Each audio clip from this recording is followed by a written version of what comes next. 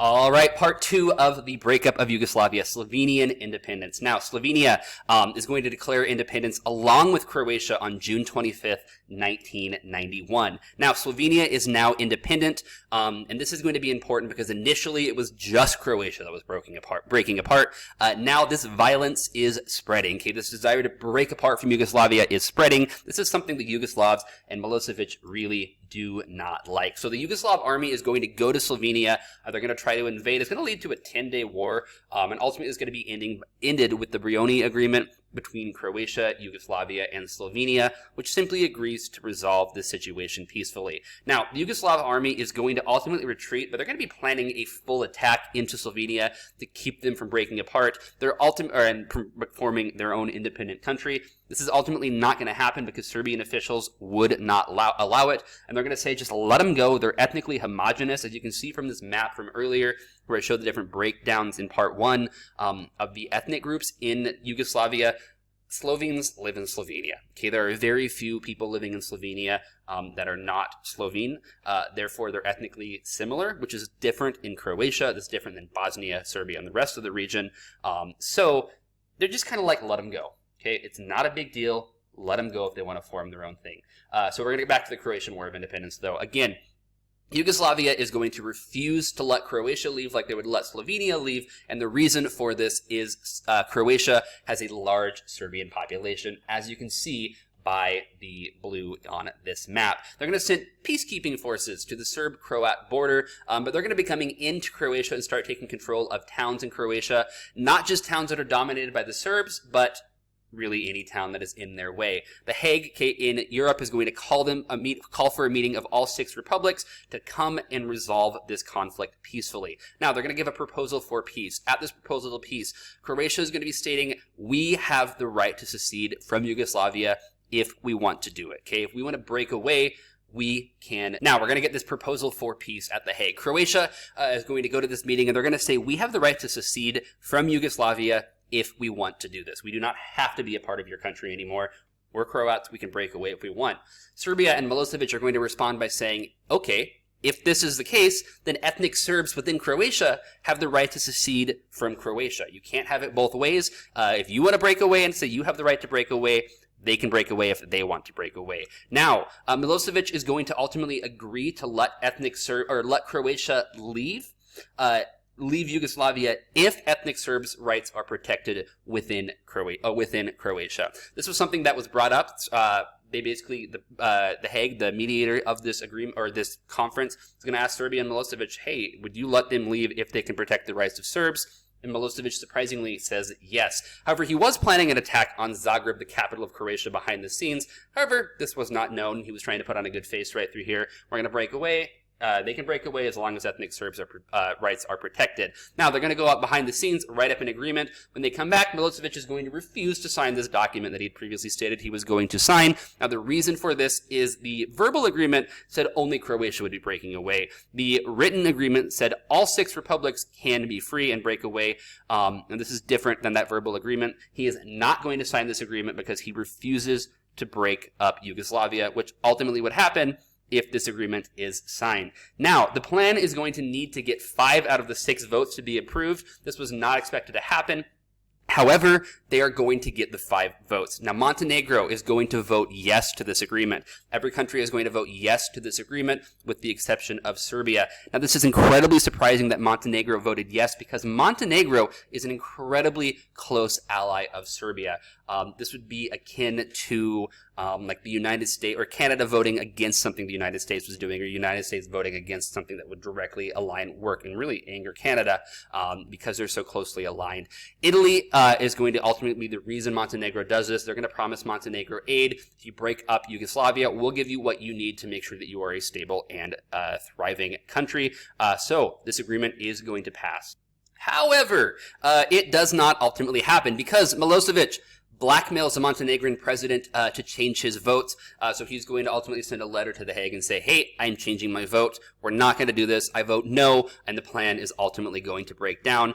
There's then going to be a Macedonian independence referendum. Macedonia is going to gain independence completely peacefully. Yugoslavia is like, I can let them go.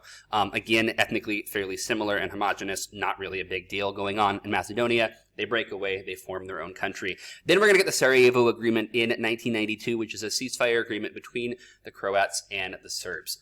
Now, this brings us to the bloodiest of conflicts in the breakup of Yugoslavia, the Bosnian Civil War. Bosnia-Herzegovina is going to declare independence April 6th, 1992. Now, this is going to be intense and really important because of all the republics of Yugoslavia, Bosnia-Herzegovina is going to be the most ethnically diverse. As you can see on this map right here, the Muslim Bosniaks in green, we're going to have the Orthodox Serbs in red, and we're going to have the Catholic Croats in blue. So you see this individual region right here, it is a cluster of different ethnic groups who are all wanting some form of independence and something different, okay? They don't want to be ruled by a different group. They want to be able to kind of control themselves. Bosnian Serbs are going to ultimately boycott the independence referendum, saying it's not legal. And they're going to, as a result of this, though, you're going to have the referendum pass overwhelmingly because everyone voting on it agrees with the same things that they're voting on. People who would have voted no didn't vote because they were boycotting it. Therefore, it passes. You can discuss whether or not they should have boycotted. Kind of up to you to decide on that one. We're going to go a different route right through here. The Bosnian Serbs are going to ultimately vote and decide to form their own republic, the Republic of Srpska, right through here. Republika Srpska. Basically, we're not a part of Bosnia-Herzegovina.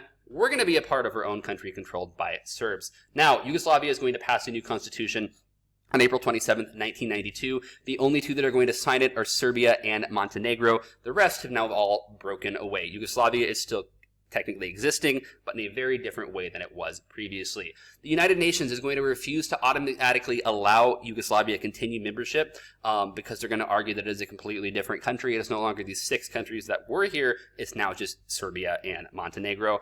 You're not going to be able to keep continuing membership. You've got to reapply if you want to be a part of the United Nations. Now, Bosnian Civil War, the Serbs in Bosnia are going to be supported by Serbian leader Slobodan Milosevic in Belgrade. They're going to start taking control of towns that have a Serbian minority or majority. They're also going to start taking control of towns that are controlled by the Muslim Bosniaks along the border with Serbia. So they're not just taking towns that have a large majority of Serbs, they're taking other towns along the way. Now, the Bosniaks and the Croats are going to align together because they fear an aggression from the Serbs. Really rightfully so, I would argue, because there's a strong group right through here taking control of towns. An enemy of an enemy is my friend, okay? The friend of a friend is an enemy. Not that one, like other way around, okay? They both have the same enemy, therefore they're going to be aligned and become friends right through here. Now we get the siege of Sarajevo. Sarajevo is going to be sieged continuously from April 5th, 1992 until the 29th of February, 1996, 4 years nearly, 1,425 days. This is the largest siege, continuous siege in modern warfare. Now we're going to get the market attack at the market in Sarajevo, in which 68 civilians are going to be killed. NATO, the North Atlantic Treaty Organization, okay, basically Europe, United States, and Canada, are going to come in and say, this is not okay. You're done. You need to remove your weapons from the hills within 10 days, or you are going to be attacked. Now, the Serbs are going to refuse to do this, and they're going to say they're not doing this because they want to show superiority, and they want to show that they're not going to be bullied by the West. This is not your country. You cannot come in here and tell us what to do. This is our problem, our crisis. We'll deal with it. You stay out of it. Is their nationality and their rationale right through here. Ultimately, there's going to be a hospital bombed by the Serbs. NATO is going to respond by bombing Bosnian Serb bases. This is ultimately going to lead them to force them to negotiate for peace. During the entire siege, 11,541 individuals are going to be killed in Sarajevo. Now, the Croats are going to be following the Serbian lead, okay, the Serbs lead, as the Croats were taking control of, or the Serbs were taking control of Serbian land, or Serbian towns, and then Bosniak towns near the border with Serbia. The Croats are going to be doing the same thing with Croat majority areas and Bosniak towns near the Croatian border. This is going to lead to the Croatian Republic of Herzog Bosnia. Their flag, right through here, very similar to the flag they currently use today in Croatia. All right, Srebrenica massacre. Now, important to understand, this when talking about the situation here in Bosnia. This is going to be a refuge for Bosnian Muslims. It's located near the Serbian border and is also considered an Islamic town. So they're going to be going here for safety. The UN general is going to be sent in to inspect the town. As he tries to leave and go back to his post, the Muslims in the area would not let him leave. They're going to demand that he protects them and keeps them safe. They realize that the town is surrounded by the Serbian military, and they fear an attack. So he is going to go against the UN policy and declare this a UN safe zone. He is basically stating that we are going to protect this town. These people need to be saved.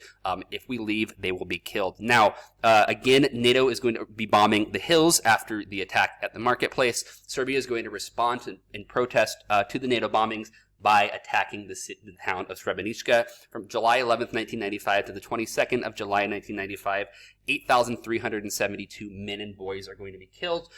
They're going to go in and kill these individuals because they're, quote, soldiers, so to speak. It is a massacre, grave humanitarian crisis that happened at this time. There's going to be continued attacks on Sarajevo, and this is going to lead to a full-scale NATO bombing campaign.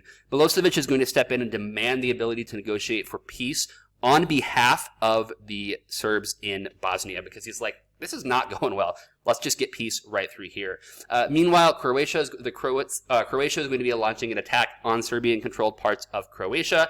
Many Serbs are going to flee Croatia into Serbia, or parts of Bosnia that are Serb-controlled. They're also going to be burning Serbian villages to ensure that they do not come back. They're like, get out of here. We do not want you here.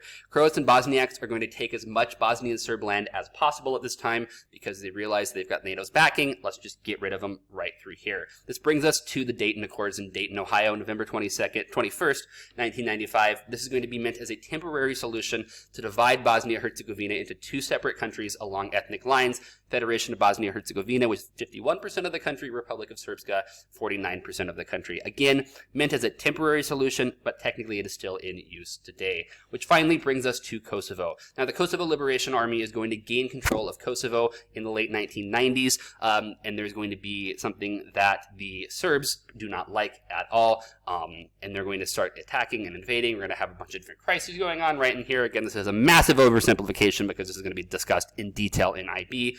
NATO is going to respond and demands Kosovar independence. They're going to be bombing Serbia. Okay, so you can see the different pictures right here up top. Novi Sad city up in the north of Serbia in the autonomous region of Vojvodina. We're going to see the Yugoslav military headquarters on the bottom right, and then Radio TV Serbia in the middle right through here. That one is considered a war crime by a number of individuals, stating that NATO did not need to bomb this building right through here, but NATO did it anyways. Officially, they're going to change the name of Yugoslavia to the State Union of Serbia and Montenegro in 2003, which is the official bye-bye of Yugoslavia. Then there's going to be an independence referendum in Montenegro in 2006, which narrowly passes, making Montenegro its own independent country. That is all for now. If you have questions, comments, put it down below. Otherwise, see you later. Good luck.